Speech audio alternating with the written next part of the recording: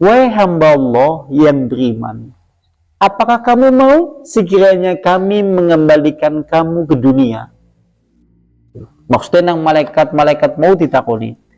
Sampean isi kepengin suwe urip nang alam dunia, apa selaka pengen balik pulang menuju kepada Allah Subhanahu wa taala. Maksudnya gue, apakah kamu mau sekiranya kemudian aku kembalikan ke dunia kemudian hidup dan kemudian engkau tidak jadi pulang kepada Allah?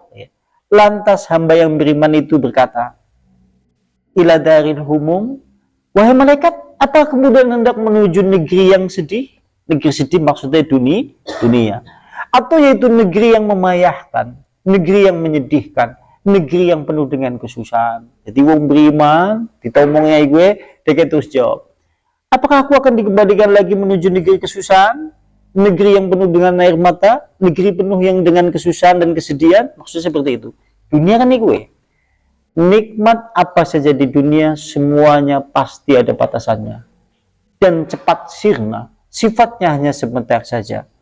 Dan manusia yang hidup di dalam kehidupan dunia, usianya hanya seberapa saja. Bahkan kalau kita hitung dengan hitung-hitungan hari-hari akhirat, hidup di dalam kehidupan dunia hanyalah sementara. Bahkan waktunya singkat, sangatlah singkat. Sehingga tatkala kemudian seorang beriman dikatakan seperti itu, dia berkata seperti itu. Lantas seorang beriman itu kemudian berkata, qaddiman ilallah, teruskan saja, aku ingin sekali cepat pulang menuju kepada Allah. Terus seorang beriman mau jawab malaikat, tidaklah, aku tidak ingin lagi kembali lagi ke dunia. Aku tidak ingin lagi menuju negeri yang penuh dengan kesusahan. Aku tidak ingin lagi menuju negeri yang penuh dengan kepayahan. Aku tidak ingin lagi menuju negeri yang penuh dengan musibah. Aku ingin cepat-cepat kembali kepada Allah. Teruskan saja, laksanakan perintahmu. Untuk kemudian aku ingin segera pulang menuju kepada Allah.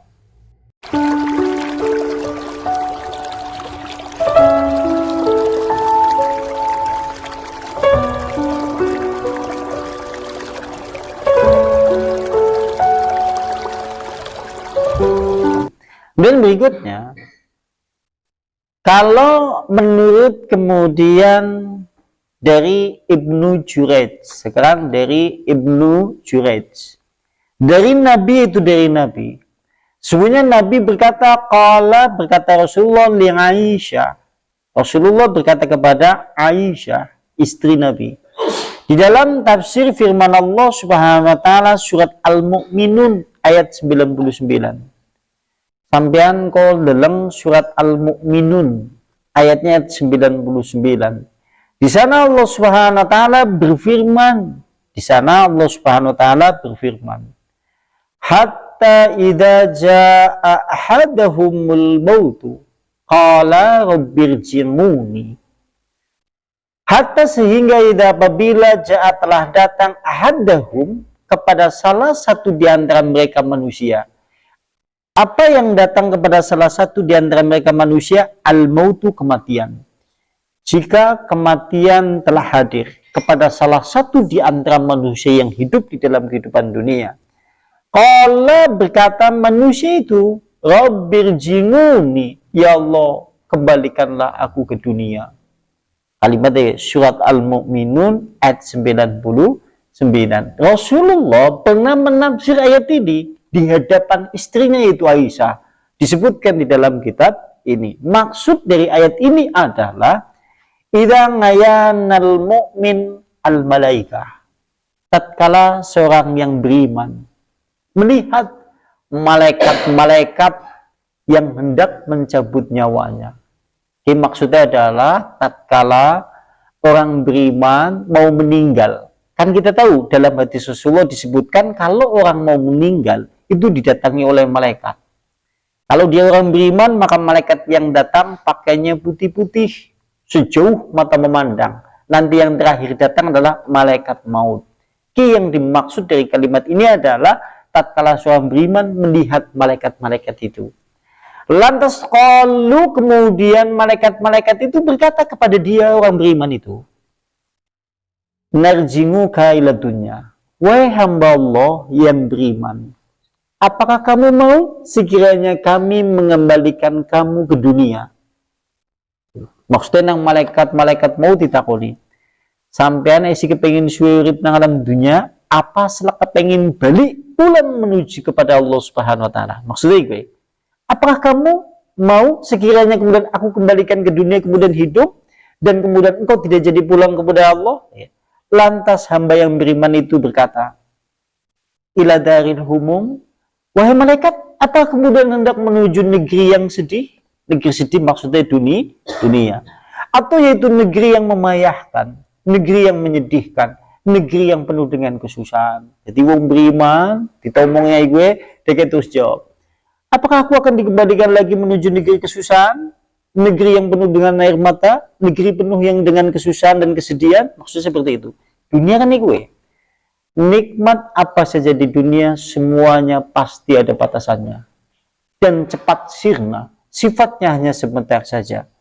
Dan manusia yang hidup di dalam kehidupan dunia, usianya hanya seberapa saja. Bahkan kalau kita hitung dengan hitung-hitungan hari-hari akhirat, hidup di dalam kehidupan dunia hanyalah sementara. Bahkan waktunya singkat, sangatlah singkat.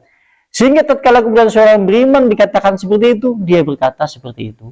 Lantas seorang beriman itu kemudian berkata, qaddiman ilallah. Teruskan saja, aku ingin sekali cepat pulang menuju kepada Allah. Terus orang beriman mau jawab malaikat, tidaklah, aku tidak ingin lagi kembali lagi ke dunia. Aku tidak ingin lagi menuju negeri yang penuh dengan kesusahan. Aku tidak ingin lagi menuju negeri yang penuh dengan kepayahan. Aku tidak ingin lagi menuju negeri yang penuh dengan musibah. Aku ingin cepat-cepat kembali kepada Allah. Teruskan saja, laksanakan perintahmu. Untuk kemudian aku ingin segera pulang menuju kepada Allah. Maksudnya seperti itu. Tetapi wa amal kafir, akan tetapi jika dia adalah orang kafir, fayaquluna, kemudian para malaikat berkata kepada orang kafir, sebagaimana kita ketahui, jika orang kafir yang meninggal, yang datang malaikatnya hitam-hitam, yang terakhir kemudian malaikat maut, dan malaikat-malaikat yang hitam itu membawa yaitu kain goni dari neraka yang dibungkus dengan yaitu api neraka. Lantas kemudian malaikat-malaikat itu berkata kepada orang kafir yang hendak meninggal itu, dia berkata, narjinuka illa dunya. Apakah kamu mau, hai orang kafir, sekiranya kemudian kami malaikat-malaikat ini tidak jadi mencabut nyawamu, saya kembalikan lagi kamu ke negeri dunia. Jawabnya orang kafir di ayat itu, irjimuni la'ala amalu sholih, kembalikanlah aku agar aku beramal soleh yang banyak. Mulai tiap badik nanang Al-Quran. Surat 99, surat Al-Mu'minun pada kalimat irjimuni la'ali amalu sholihah. Ya malaikat, kembalikanlah aku ke dunia agar aku kemudian beramal soleh. Yang kita khawatirkan juga demikian. Yang kita khawatirkan demikian juga. Sekalipun notabene kita orang beriman, kalau tidak banyak amal soleh, jangan-jangan yang kita ucapkan sama seperti itu. Irjinguni la'ali amalu sholihah. Ya, kembalikan aku ke dunia agar aku bisa beramal soleh. Tetapi pada saat itu tidak ada waktu yang bisa dimundurkan kalau berkenaan dengan masalah ajal. Itu hanyalah ujian bagi manusia. Dan itu adalah sebuah azab bagi orang kafir. Tujuannya kenapa dikatakan seperti itu? Tujuannya penyesalannya tambah dalam. Kemudian penyesalan di dalam jiwa dan hatinya semakin tersiksa pula. Sehingga tatkala nanti mencabut, yaitu malaikat maut mencabut nyawanya, sehingga mentalnya kemudian orang kafir itu sudah jatuh terlebih dahulu. Tujuannya jaban jero kena azab semuanya. Rasanya sakit kabeh. Bentuk dari azab Allah Subhanahu wa taala yang bersifat kemudian jiwa adalah penyesalan dalam jiwa. Contohnya gue, orang menyesal tetapi penyesalannya itu tidak akan berguna. Ya Allah, kembalikanlah aku ke dunia agar aku bisa beramal soleh. Kikan jenenge penyesalan yang tidak mungkin akan kembali lagi ke dunia. Itu hanyalah ungkapan yang dibahasakan dalam hadis untuk menambah kesedihan bagi orang kafir, kesedihan bagi orang yang kembali kepada Allah dalam keadaan notaben yang tidak membawa iman. Maksud dari surat Al-Mu'minun ayat 99 dan ayat 100. Ini perlu menjadi perenungan bagi kita kita semuanya. Ya, di antaranya itu. Berarti besok bab yang menyebutkan sambutan arwah-arwah yang meninggal terlebih dulu kepada orang yang meninggal hari ini atau baru. Dan juga pertanyaan mereka, arwah ruh orang-orang yang beriman, bertanya kepada orang yang baru meninggal itu terhadap penduduk dunia, dan apa saja yang dilakukan oleh kemudian mereka semuanya di dalam kehidupan dunia. Berarti besok bab yang menjelaskan sambutan ruh-ruh orang beriman kepada orang beriman yang meninggal baru. Artinya nek wong meninggal dia orang beriman disambut nang ruh orang beriman yang meninggal terlebih dulu. Itu seperti itu. Insya Allah pada pertemuan berikutnya. Ada yang mau ditanyakan? Tafadhol silakan. Wis gelas saya semua. Ya gimana? Tadi yang dikasih salam pasangan malaikat itu hanya orang beriman, tidak pakai syarat lagi ya, orang beriman. Iya. Jadi kayak gini. Kalau dalam kitab kita mengetahui kalimat orang beriman, kita harus tahu terlebih dahulu. Karena gini, nek nang kitab bahasa hadis, bahasa Al-Quran orang beriman jangan sampai dipahami sebagaimana pemahaman berimannya di zaman sekarang. Karena nek maksud dari kalimat beriman nek nang bahasa hadis maksudnya adalah wis diatur nang ulama-ulama zaman dulu. Mulane ana sing jenengane hukum usul iman. Ana rukun iman, ana hukum mendasar usul iman. Usul iman kan diantaranya adalah diucap nganggo lisan, terus diyakini diyakini dengan hati, dibuktikan dengan perbuatan. Maksudnya gini, sing dimaksud orang beriman itu adalah dia yakin Allah sebagai Tuhannya. Mereka juga meyakini pula Allah yang menghidupkan dan mematikan, juga yakin dengan lisannya juga sering mengucapkan Allah, Allah, Allah. Terus dibuktikan dengan perbuatan melaksanakan kewajiban-kewajibannya kepada Allah. Ki jenengane nek nang kalimat hadis al-mukmin. Tanpa ini berarti udu wong mukmin sekalipun lisane ngomong beriman. Berarti nek sandene nang tembung kene mukmin abot. Abotnya adalah udu mung sekedar ucapan, udu mung yakin hati, tapi harus dibuktikan dalam perbuatan. Dalilnya apa? Dalilnya surat Al-Baqarah ayat 8. Abu Salamah apal. Wa minna nasi ma yaqulu amana billah wa bil yaumil akhir. Dan ada sebagian manusia yang berkata, kami beriman kepada Allah, kami beriman kepada hari akhir, tetapi mereka bukan orang beriman. Kenapa mereka disebut sebagai orang beriman? Karena tidak dibuktikan dengan perbuatan. Artinya tidak melaksanakan, yaitu kewajiban-kewajiban sebagai orang beriman, sebagai seorang muslim. Gampangane, rile, dheweke ngomong beriman kepada Allah, ngaku agama Islam, ning ora tau salat, kudu beriman. Kalau mati dalam keadaan seperti itu, mati kafir. Itu maksudnya. Orang beriman berarti meninggal dalam keadaan menunaikan kewajiban-kewajiban Islam. Dia juga beriman kepada Allah. Allah artinya juga beribadah. Kising dimaksud kalimatnya mukmin. Mulai nang hadis Nabi, nek ana kalimat idza kanal mukmin sing dimaksud seperti itu. Dan konek mukmin ki ana tingkatan-tingkatane. Ana sing dhuwur, ana sing endep. Endep karena yang namanya al-iman, sifat iman itu memiliki sifat yang kus wa yazid, berkurang dan bertambah. Berkurang karena dosa-dosa, bertambah karena amal soleh. Sampean menunjukkan iman kandel, di antaranya nek amal soleh akeh. Di antara yang ada di sini, sing imane paling dhuwur ki sing paling akeh amal solehane dia dinasiki.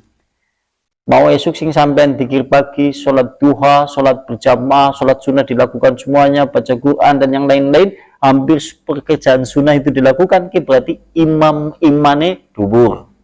Bagus, karena apa? Bertambah karena amal soleh. Tapi iman sing paling rendah, sing akeh maksiate. Zaman sikit dewek di antara kita semuanya yang ada di sini, sing paling endep, sing akeh maksiate, berkurang. Bahkan sampai Rasulullah melalui perkataan ulama-ulama berkurang sampai kemudian sebesar kuku. sebesar kuku, nanti berkurang keimanan itu sebesar kuku. Sing jenengane iman seberat biji baro. Mulanya anak istilah sing jenengane tidak tetap akan masuk surga orang yang memiliki keimanan sekalipun seberat biji baro. Jenengan aja dipahami seberat biji baro berarti orang sholat sing penting percaya. Untuk itu maksudnya. Waktu sing dimaksud adalah dia tetap mendirikan sholat, dia tetap melakukan amalan soleh yang diperintahkan oleh Allah, ning akeh maksiate. Sehingga maksiate dibayar dulu di dalam neraka. Engkau nek imane wis munggari iman tok dosane kemudian wis dibayar nang neraka, dia dikeluarkan kemudian dimasukkan ke dalam surga. Kising jenengane iman sekalipun seberat biji jaro nanti akan masuk ke dalam surga. Pemahaman umum kan mboten kayak gue. Pemahaman umum darania sing penting nyong percaya kambi Allah, ora percaya kambi wit. Nyong kan wong beriman sekalipun seberat biji jaro ayam tetap anak kemungkinan berbusur surga. Yang seperti ini batil pemahamannya.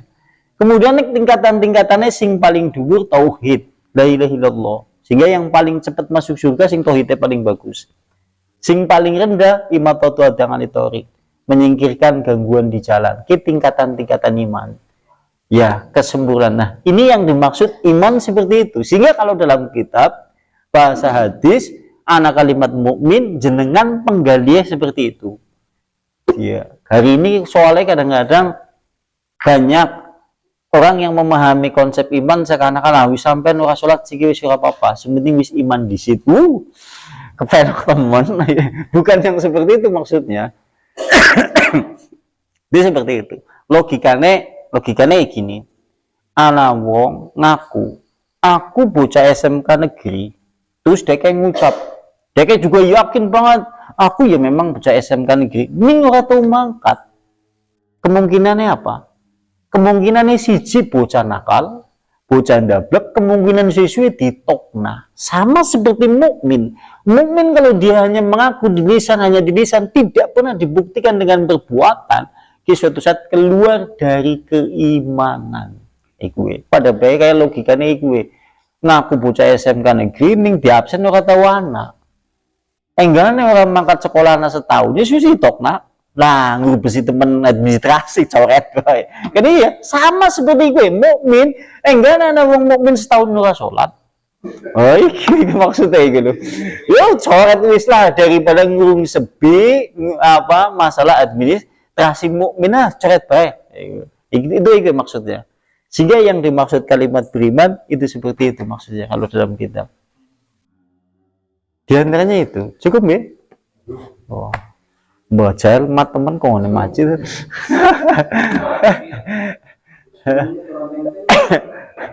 Nafiu bihadza majlis ta'lim wa bidawati Rasulullah subhanakallahumma bihamdika asyhadu an la ilaha illa anta astaghfiruka wa atubu ilaik. Assalamualaikum warahmatullahi wabarakatuh.